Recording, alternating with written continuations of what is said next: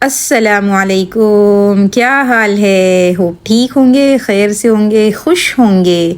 अल्हम्दुलिल्लाह हम भी बिल्कुल ठीक है। ये कापादोसिया में हमारा सेकंड डे है। हम नाश्ते के लिए ऊपर आ गए हैं 9 बजे, क्योंकि 9:15 है ना, हमको पिकअप का टाइम हो जाता है, इसलिए हम नाश्ता पानी जल्दी करके तैयार हो जाते हैं। अच्छा, होटल का नाश्ता भी माशाल्लाह बहुत ज़्यादा लजीज था। तो दूसरे दिन भी हमको सबसे पहले वैसे ही पहाड़ों की तरफ जो कल हमने देखा था उस तरफ ले जाया गया, तो मैंने उस सीन को सब डिलीट कर दी हूँ। फिर यहाँ पर एक पिजन वैली भी है, तो वो बताने लेकर आए थे। पिजन वैली में कैसे कबूतरों के जरिए पहले के लोग पैगाम पहुंचाया करते थे। हमारे यहाँ भी माशाल्लाह हमने सुना है कि कबूतर के थ्रू कैसे पैगाम पहुंचाया जाता था।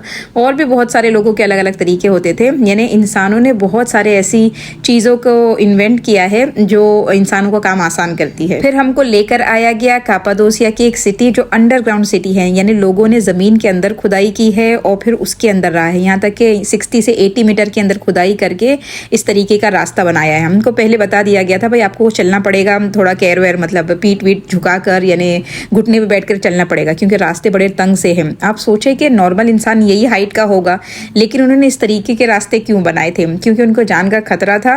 सो दरवाजे भी छोटे छोटे बनाए थे ताकि जब भी कोई दुश्मन आए तो सबसे पहले उसको अपना हथियार निकाल देना पड़े। वो झुक कर आएगा तो इतने सारे हथियारों के साथ नहीं आ सकता। देखिए ना, दुश्मन से बचने के लिए अपनी लाइफ को प्रॉब्लम में डाल दी कि दुश्मन ऐसा चलेगा तो उसकी कैर दुखेगी, वो बिना हथियार के आएगा। लेकिन उनकी तो डेली लाइफ है ना, ये जो यहाँ रह रहे हैं उनके लिए तो डेली प्रॉब्लम थी। लेकिन हाँ, बड़ी मुसीबत से बचने के लिए इंसान छोटी मुसीबत में हाथ डाल लेता है। आप हर कंट्री की हिस्ट्री चेक कर ले, उन्होंने यही किया है कि बाद की लाइफ में बाद में प्रॉब्लम आने से बेहतर है भाई आज थोड़ी मेहनत करके उस प्रॉब्लम का हल निकाल लिया जाए। तो इंसान आगे के लिए मेहनत जरूर करता है। तो हम ये जो बोल रहे हैं ना आजकल कि मरने के बाद देखा जाएगा और जो होता है अल्लाह माफ कर देगा, अल्लाह बिल्कुल माफ करेगा, लेकिन अभी तो मेहनत करनी पड़ेगी बाद के लिए मुश्किल से बचने के लिए। अगर अभी मेहनत नहीं की गई तो फिर परेशानी ही परेशानी हो जाएगी। बहरहाल इन्होंने अंदर सारा कुछ बनाया, इन्हें किचन भी है, इनकी स्कूलें भी थी, इनके खाने का एरिया अलग था, और ये पूरी पानी की टांकी दी हुई, कितनी गहरी, पता नहीं कैसे क्या करते होंगे, लेकिन अल्लाह ने क्या ही कमाल का इंसान को दिमाग दिया हुआ है। इन लोगों ने गाड़ी ऐसी बनाई है कि बाहर कुछ भी मौसम हो, जैसे तुर्की का मौसम बाहर बहुत गर्म भी होता है बहुत ठंडा भी, पर ये गारों की दीवारों का हाल हमेशा 16 डिग्री का टेम्परेचर होता है। यानी आप ठंडी में भी सर्वाइव कर सकते हो और गर्मी में भी। क्या कमाल का अल्लाह ने दिमाग, इतनी ठंडी है मतलब ये। फिर हमको दोपहर का खाना खिलाने के लिए वाटरफॉल के पास जो रिवर होता है ना वहाँ पर लेकर आए। अच्छा, दोनों दिन जो हमने टूर लिया था ना, तो 9 बजे पिकअप था और फिर वो 5 बजे होटल आपका छोड़ देते थे, तो उसमें दोपहर का लंच आपका इंक्लूड होता है। तो बस आज इधर लेकर आ गए थे, मौसम काफ़ी अच्छा हो रहा था। लग रहा है।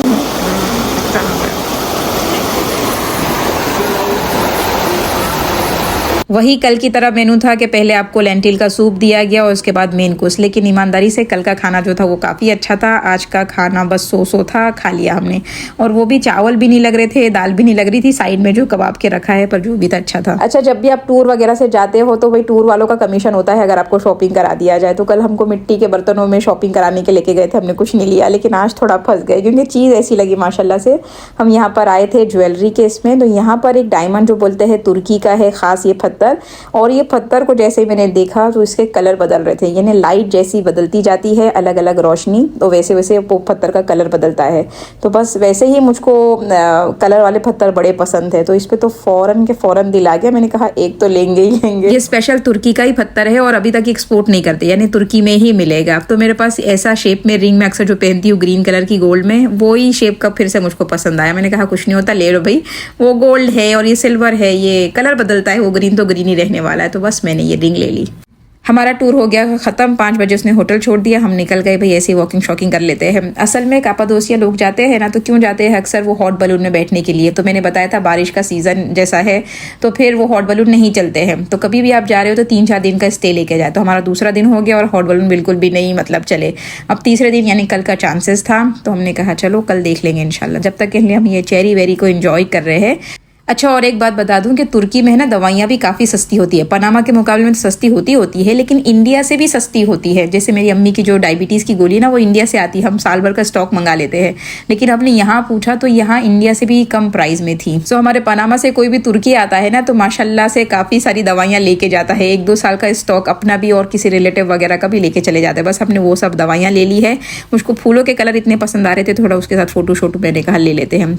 फिर बच्चों के लिए कीचेन लिए हैं थोड़े कापादोसिया के, और हमारे फ्रिज पे लगाने के लिए मैग्नेट जो हम माशाल्लाह एक एक कंट्री घूमते हैं तो लगते जाता है फ्रिज पे। तो चलो मैंने कहा एक फुग्गा ले लेते हैं हॉट बलून और फिर उसको लगाएंगे इंशाल्लाह फ्रिज पे। फिर रात के खाने में हमने तुर्की का स्पेशल खाना मंगाया है, पिज़्ज़ा जो तुर्की का है ना इस तरीके का होता है, काफ़ी अच्छा होता है। तो अगर तुर्की जाना हो रहा है तो वहाँ का पिज़्ज़ा ज़रूर खाइएगा, नहीं जाना हो रहा तो घर में बना के खाइए, इंशाल्लाह हम भी बनाएंगे। तो ये खाना मंगा लिया था और तुर्की का स्पेशल मीठा बकलावा विद आइसक्रीम, माशाल्लाह बहुत ही कमाल का था। ये है नेक्स्ट डे और 3:45 हमको होटल से पिक कर लिया गया था हॉट बलून के लिए। 2 दिन हमको नहीं मिले हॉट बलून और 2 दिन बंद ही थे, तो अब उसका प्राइस काफ़ी हाई हो गया था माशाल्लाह।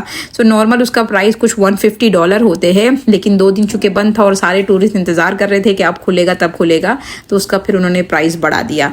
तो हमारे ख्याल से हमने 2 जन का $500 कुछ पे किया है। उसमें वो सुबह में लेकर जाते हैं आपको 3:45 मुझको तो इतनी सुबह घूमना समझ में ही नहीं आता, इसलिए आपको कोई वीडियो क्लिप नहीं मिल रही है, वरना वो लेकर आ जाते हैं और फिर उन्होंने नाश्ता वगैरह कराया। मैंने कहा नहीं ऊपर चढ़ना है, भी नाश्ता तो मैंने किया ही नहीं, तो कोई वीडियो क्लिप नहीं थी। हाँ, ये फिर सुबह से वो फुग्गे पुराना शुरू हो रहे हैं, तो वो प्रोसेस हम देखने खड़े हुए हैं। बहुत बड़े ये फुग्गे ऐसे दिखने में छोटे दिख भी रहे होंगे, लेकिन कितने लोगों को उठाकर वो चल रहे होते हैं, हवा और आँख के जरिए उसको बनाया जाता है। तो माशाल्लाह इंसान का दिमाग यहाँ पर भी काफ़ी इस्तेमाल हुआ है। लेकिन पर्सनली अगर मुझसे पूछेंगे तो भाई क्या ज़रूरत है इतना पैसा खर्चा कर दे इधर बैठने की, लेकिन हमारे हजरत को बैठना था। हाँ, अगर बच्चे होते तो उनको भी मज़ा आती, लेकिन पर्सनली अगर मेरी बात करें तो मैं कहती हूँ भाई प्लेन में से भी यही नीचे ही दिखता है हमारे घर से भी इतना ही हम ऊपर है, तो फिर क्या ज़रूरत है इतना पैसा खर्चा करके इस पे बैठने की। लेकिन अब लोगों के एडवेंचर और उनको मज़े लेने का जो शौक वो अपनी समझ में नहीं आता। आप बताइएगा कि आपको इन चीज़ों में पैसे डालने में मज़ा आती है कि नहीं आती है। जैसे में हम बुर्ज खलीफा भी गए थे ना, तो वो इतनी ऊंचाई पे लेके जाके छोड़ दिया, भाई क्या करने वाले हम इतना ऊंचाई आके। वैसे भी आपका प्लेन चढ़ रहा हो तो आपको ऊंचाई से नीचे ऐसा ही दिख रहा होता है, बल्कि उससे अच्छा सीन आपको दिख रहा होता है, लेकिन कितना ज़्यादा उन बुर्ज खलीफा में जाने के लिए भी पे करना पड़ता है। तो वो जिनको मज़ा आए वो और बात है, लेकिन हम तो बेचारे हमारे मियाँ और बच्चों के चक्कर में आ जाते हैं। वरना अगर कोई मेरे को ऑप्शन देगा ना तो मैं तो कभी ऐसी जगह पर नहीं जाऊँ। बहरहाल 3:45 हमको पिकअप कर लिया था। फिर पहुँचते पहुँचते यहाँ पर कुछ ऊपर पहाड़ पे लेके जाते हैं ना, तो 1 घंटा लगता है आने में, तो वो हो गया। उसके बाद फिर फुग्गे उगे फुलाए हैं, तो उसमें मतलब 6 साढ़े 6 अच्छे से बज गए। उसके बाद आखिर में हमारा बलून की बारी आई थी, तो सारे बेचारे फुग्गे तो उस तरफ चले गए। जब तक हमारा उड़ा है तो हमारे आसपास तो कोई भी बलून नहीं था। अच्छा, ये लोग बोलते हैं कि मौसम अच्छा रहा तो 2 घंटे की फ्लाइट रहेगी ना, 2 घंटे आप उड़ते रहेंगे, लेकिन मौसम अच्छा था फिर भी आधे घंटे में बस जाके उतार दी। वो खाली बोलने की एक बात रहती है, वरना आधे पौने घंटे का 40 मिनट का ये राइड होती है। हाँ, ये सीन देखे काफ़ी अच्छा लग रहा था। ये जो बलून दिख रहा है वो हमारा है, फिर यहाँ पर चांद सामने है और इसी के बिल्कुल ऑपोजिट में आपको सूरज देखने मिल रहा है। और ये नीचे जो उन लोगों की राइड यानी पहले उड़ी थी उनकी लैंडिंग हो गई। अब यहाँ पर लैंड करते हैं, उसके बाद फिर वही गाड़ी वगैरह आती है और आपको यहाँ से फिर आपकी होटल तक पहुँचाती है। बस फिर हम होटल चले गए थे, दोपहर का खा पी के हम निकल गए हैं तुर्की एयरपोर्ट के लिए, और उसके बाद हम गए थे फिर मदीना। उसके बाद के आपने ब्लॉग देखे, मैं इंशाल्लाह लिंक लगा दूंगी कि कौन सा इसके बाद का वीडियो था, ताकि आपको आइडिया हो जाए कि किस तरीके से हुआ था। अब जो अगला ब्लॉग आएगा ना इंशाल्लाह वो हम पनामा की तरफ आ रहे थे, उसका ब्लॉग आएगा। होप आज का वीडियो आपने एंजॉय किया होगा। इंशाल्लाह फिर मिलेंगे, जल्द मिलेंगे, तब तक के लिए अस्सलाम वालेकुम।